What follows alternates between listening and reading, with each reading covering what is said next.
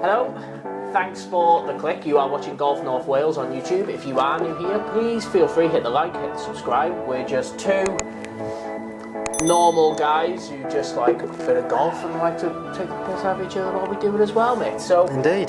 this will probably be the last in this setting for our vodcast style videos, but we've gone for a quick one of the return to golf.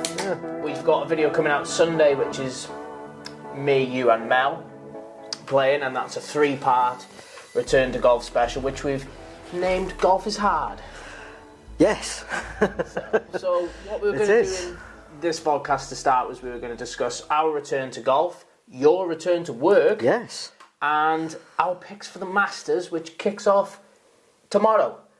What day is it today? Wednesday. It's I'm losing. Wednesday when we're filming this. I'm losing days, mate. I tell you, get back to work. Wednesday. The pro shop's chaos. Well, Well, not the pro shop. We're still a reception at the minute, but it's still chaos. yeah, let's talk your return to work then. Return to golf for me, return to work for you. How's it gone? Has it been? It's incredibly busy, and it's nice to see. You know, car parks are full. I'm sure it's the same across the entire country. Car parks are full. Members are flowing about everywhere, getting the stuff together, checking in, getting up to the tee, enjoying a round of golf. We got visitors coming out of our eyeballs. Thankfully, the members are well catered for. Speaking of membership as well, the uptake in membership. There's that many new faces that I've now got to try and remember.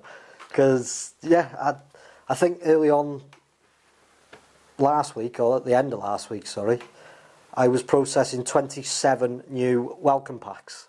Wow. And that was over 2 days. Yeah, that's pretty good. It's good going. Yeah. I think golf's in a really good place. Really after its is. return. It really is. Obviously, trying to book onto these systems, our home course, both Nevin and Mile End, courses we just originally turned up to and played. Yeah. And that was as members, we'd rock up, we knew there'd be space, but they're now in a position where there is no space. I mean, for golfers like us who are just unprepared, usually late, it's actually quite bad news. You, not me. But in reality, golf is in such a good position. It really is. Like, I've never had more people messaging my personal page for buying advice on clubs and things like that. And where should I play? Is there anywhere I can play? It's good. I feel popular.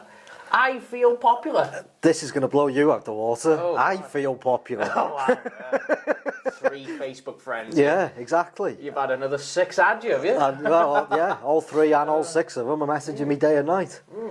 Can I get a tee booking for them? Can this, that, the other? Where would I play if I had the day off and I wanted to go somewhere and play? Yeah, I mean, it's...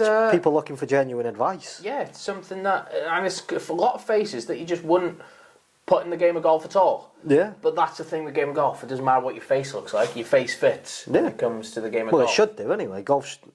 As the initiatives are being pushed on, golf needs to be inclusive because this is proving more than any other sort of period in time that golf is an everyman sport. Oh, definitely.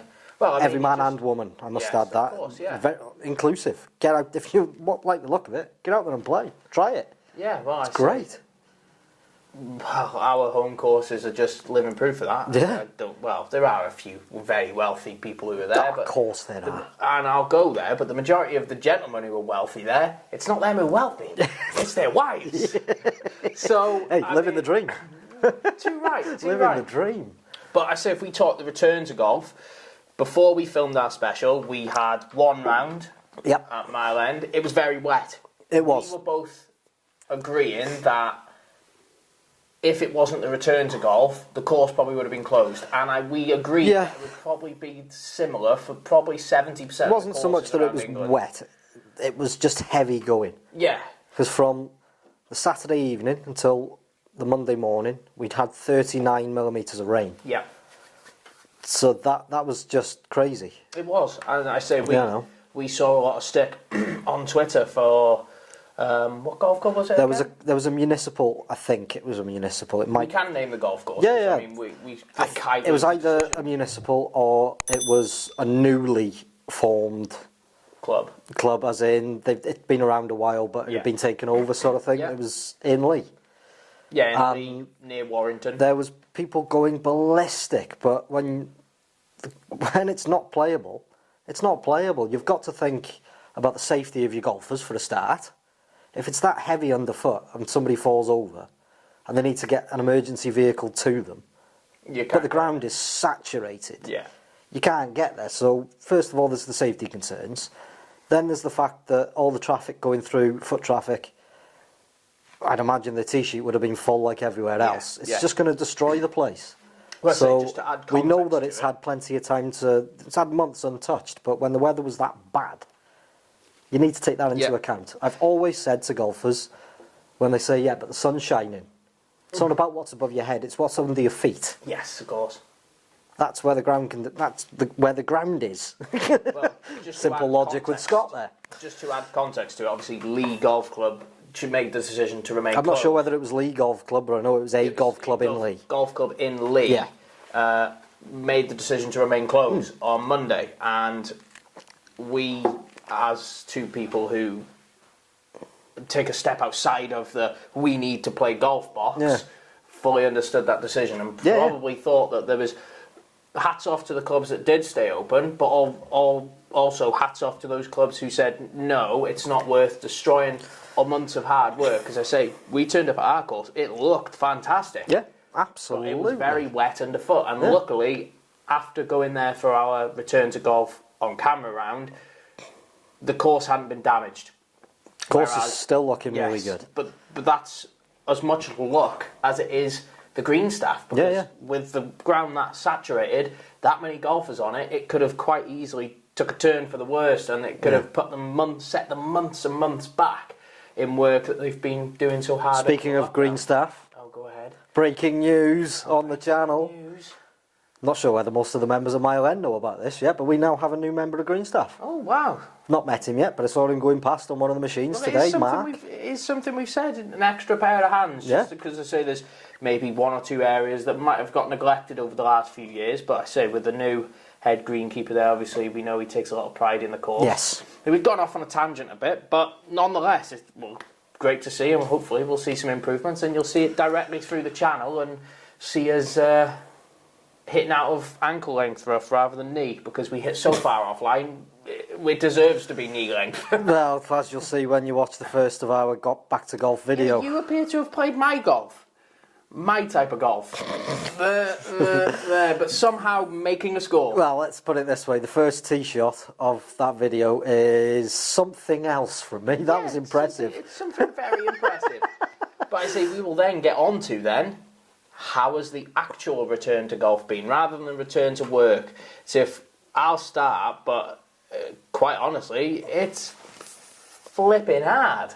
I mean, I don't know how other golfers who've been playing the game for decades feel, but players like ourselves who've been playing the game for less than half a decade, that repetition almost isn't there. We haven't played, although we play a hell of a lot of golf, we haven't played enough golf to be able to take 4 months off and just jump straight back into it. And I'm the most uncoordinated man in the world, so that doesn't help. Yeah, you haven't even got 2 left feet, so you've got no feet. Exactly. But usually over the winter we'd be on the range and things like that, or we'd be away at the links courses, but we haven't been able to this year. So the return to golf, in reality, other beers are available.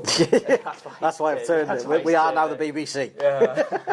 Oh God! No, we're not. Cut. Not the BBC. And we're not cutting. No. But yeah, it's been difficult. It's really poked some, like, where maybe there was parts of my game that I felt good about. I've come back to golf and realised I really don't feel good about them anymore. So anyone who's a regular of the channel, again, if you are new, go subscribe. If you are a regular of the channel, you'll know that myself off the tee is just, it's always been the problematic area of my game, but my iron play and my approach play has always been what saved me. But the return to golf, God Christ, that was hard. Just everything was hard. I mean, just difficult, but we're getting there in the end, aren't we? Yeah. So how's Scott's return to golf been? Well, it's for another video, I think, my new iron setup. We'll get around to that at a different time. We've actually had a very nice comment, I will mention it, from a gentleman, Malk. So I assume it's Malcolm, but Yeah. Malk, who's basically said, "You've got a new subscriber. I'm going to follow Scott's progress on that." He was basically no. He commented on the lack of golf snobbery, saying it's great that there's no snobbery here. You got a single for handicap golfer playing hybrids as irons. Yeah, yeah.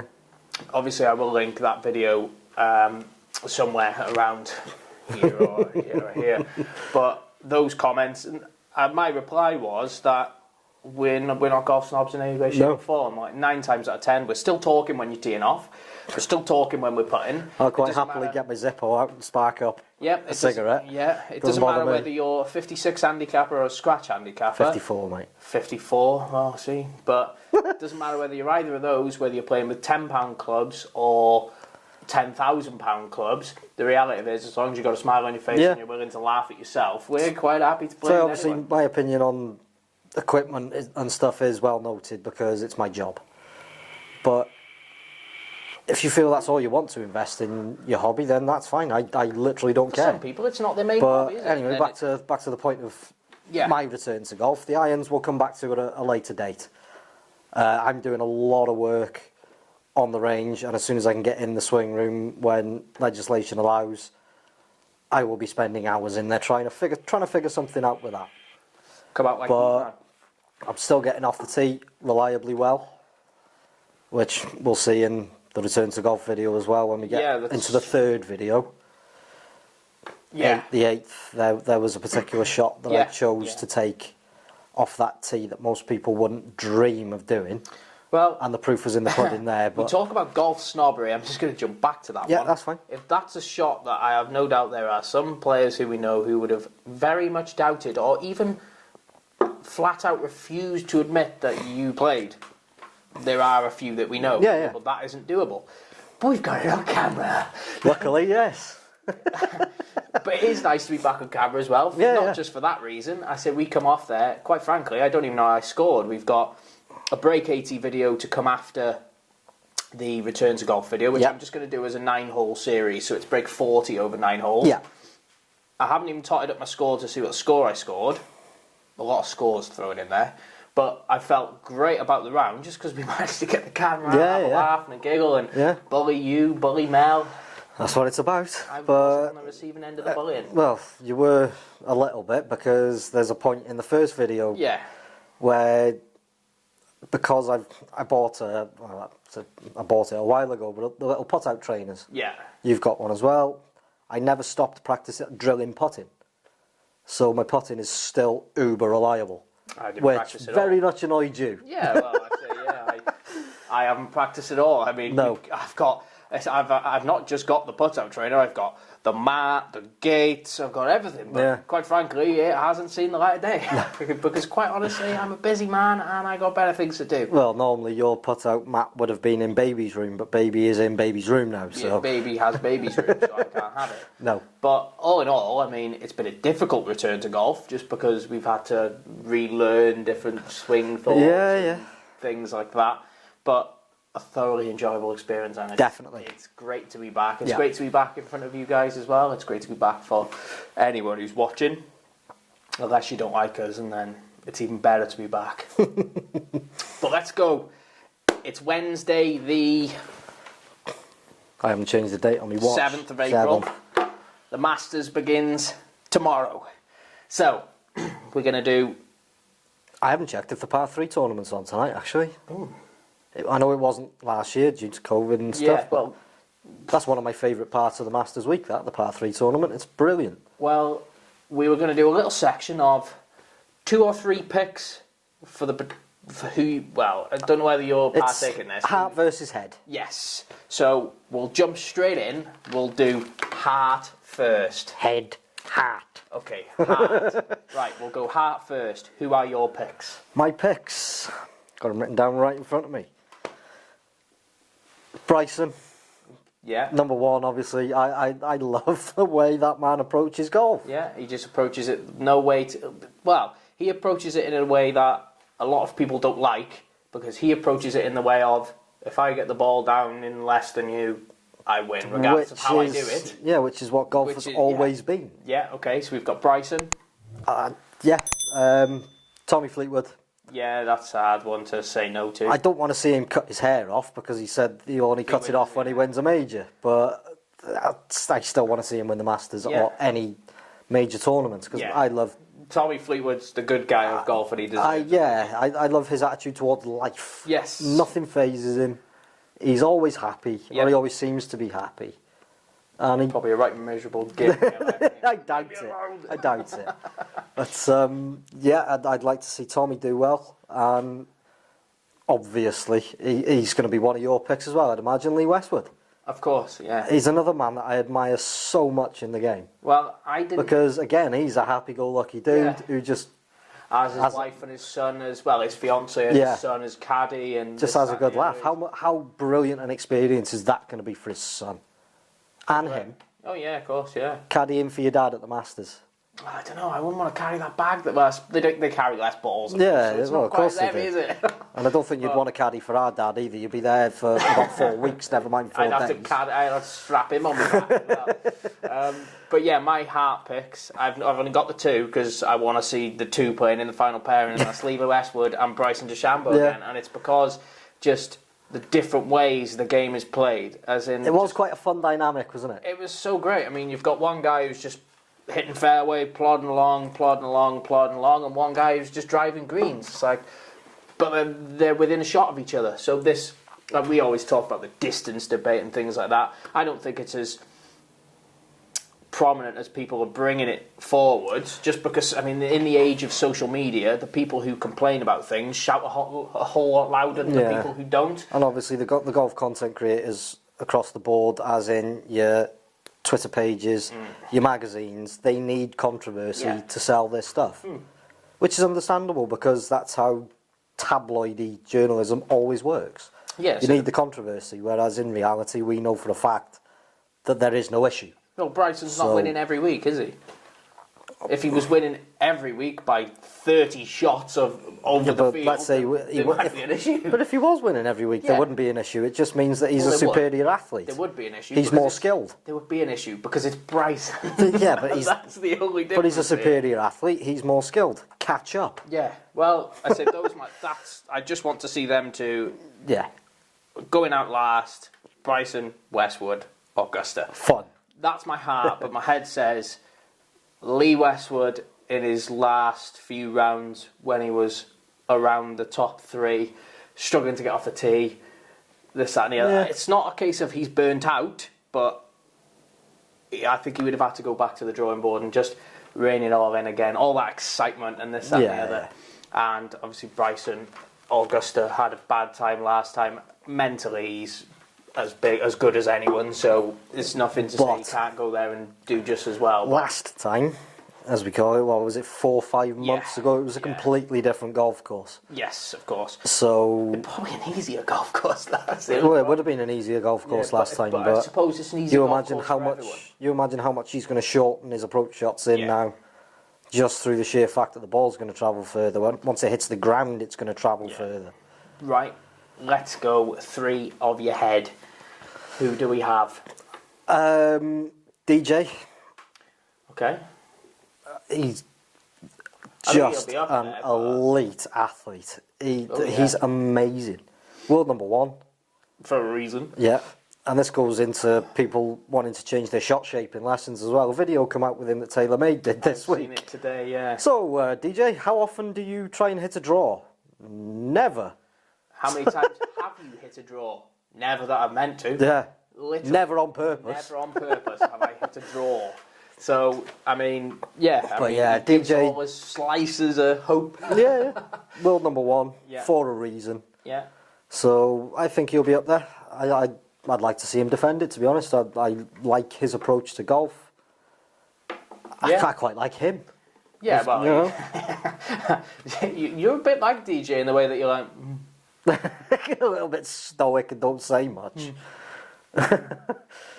I'm surprised for his Masters lunch he didn't have like plain crisps for starters, like plain pasta for main, and I've seen his meal. I was going to say we can discuss that if you want, but never mind. No, it's a bit too out there. It's not as bland as I would have assumed it is. And then like, I don't know, just like some plain sponge cake for dessert with water for Beveragino. That would be. But go on, let's go on to your second. We've got DJ. I was very surprised. Sort of along a similar vein, Colin Morikawa. Yeah. Just for how consistent that young man is. It's just his iron play, I think. He's especially scary on the likes good. of Augusta. Right? He's got to be in the top 10 for strokes gained with approach play Yeah.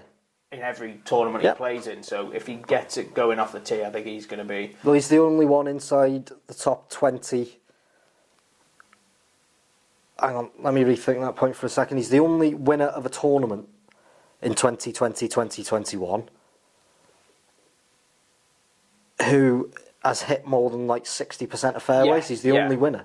And So your people that are in 70-80% of fairways aren't winning golf tournaments, whereas Morikawa, he's in the top 20 for fairways hit, and he's a winner.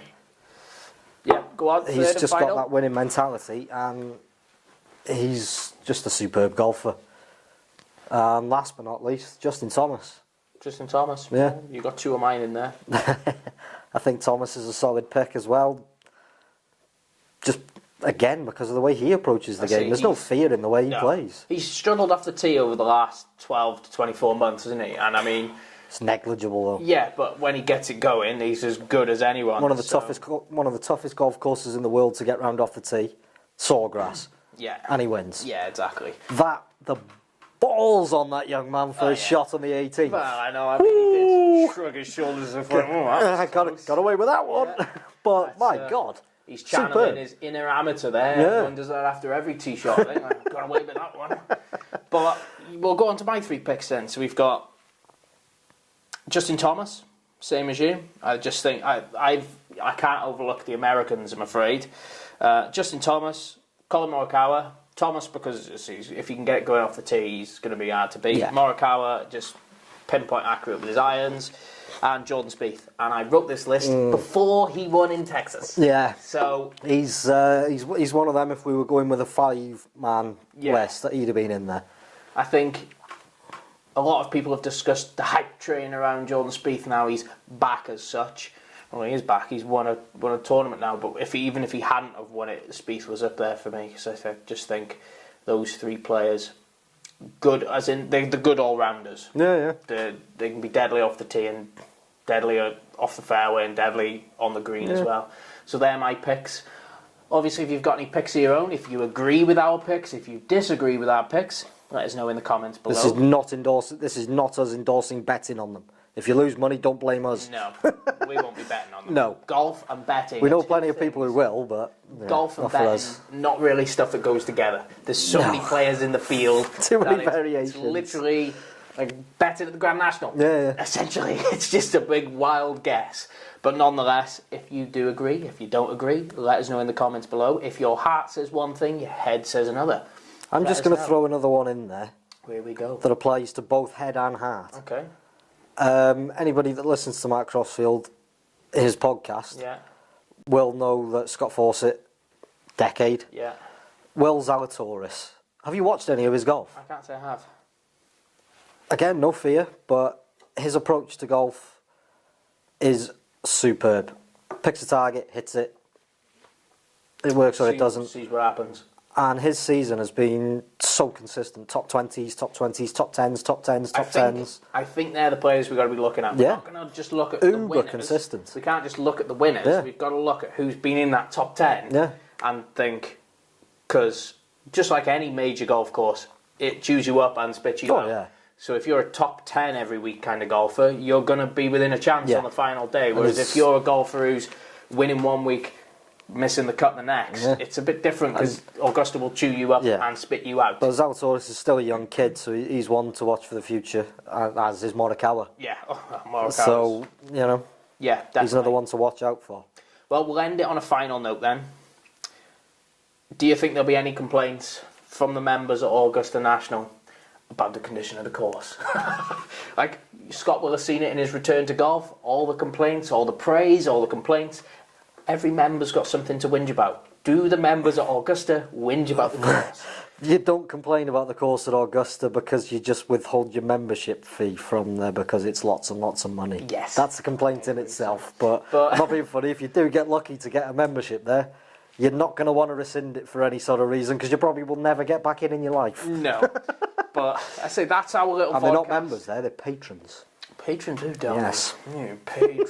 Well, that's what they've always been called. Join our Patreon. Pay us £300 of your own money. Have we got a Patreon? No, I don't know how to do it. There's no link to pay us, but if you want to pay us, drop us a message. I'll send you the address. Send it in cash, even better. Cash, golf clubs, cars, anything. Literally anything. Yeah, we're not adverse to charity. But nonetheless, that is it from us on this week's podcast. Obviously, enjoy the Masters. Fingers crossed, one of our heart picks wins. Either or would be great. I'm sure we'll be back here discussing it if Bryson wins, because it'll be a hot topic that everyone is talking about, how much he's ruining the game. Not to sound too much like Kevin Keegan, but I'd love it. Yeah. But also, he'd love it if you hit that like, hit that subscribe down below, and we will definitely see you in the next one. And hopefully, you'll tune in on Sunday for our Golf is Hard / Back to Golf / Bully an Old Man / Bully Scott / Bully Shay special. Yeah. See you next time. And on that note, cheers guys, I'm off for another.